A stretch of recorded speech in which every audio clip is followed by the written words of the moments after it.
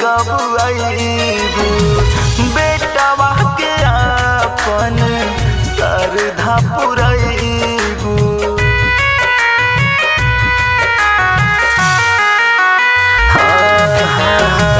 सपना में आइलू माई घर कब आईबू बेटवा के अपन श्रद्धा पुरैबू। कि तोहरा आस में दास तोहर रोता, कि तोहरा आस में दास तोहर रोता। स्वर्ग के छोड़ तू आ जैतु माई बेटवा तुहार राह जोहता।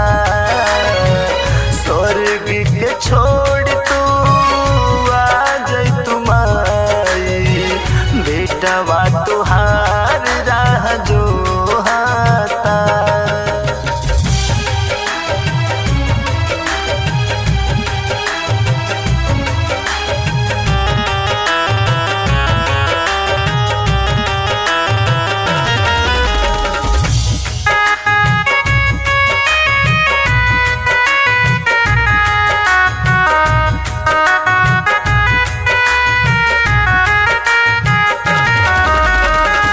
आके तू रह तू माई बेटवा के साथ हो।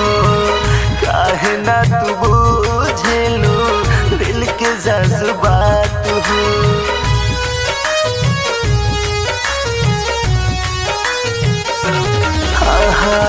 आके तू रह तू माई बेटवा के साथ हो। काहे ना तू बुझेलू दिल के जज्बात हो। तो हमके कौनो भी राह नहीं सोझाता, तो हमके कौनो भी राह नहीं सोझाता। स्वर्ग के छोड़ तू आ जैतु माई बेटवा तुहार राह जोहता। स्वर्ग के छोड़ तू आ जैतु माई बेटवा तुहार राह जोहता।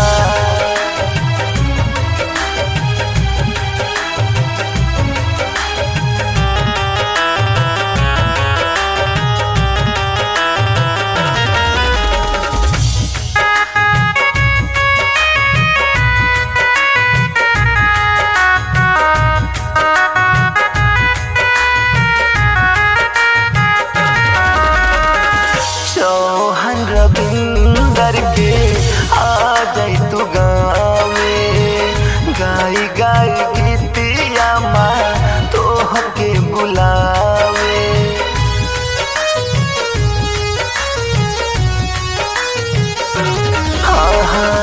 चौहान रविंदर के आ जैतु गाँव में गाई गाई गीतिया माँ तोह के बुलावे। कि दया आ जाए विराट पे देखा दामा। कि दया आ जाए विराट पे देखा दामा। स्वर्ग के छोड़ तू आ जैतु माई बेटवा तुहार राह जोहता। स्वर्ग के छोड़ तू आ जैतु माई बेटवा तुहार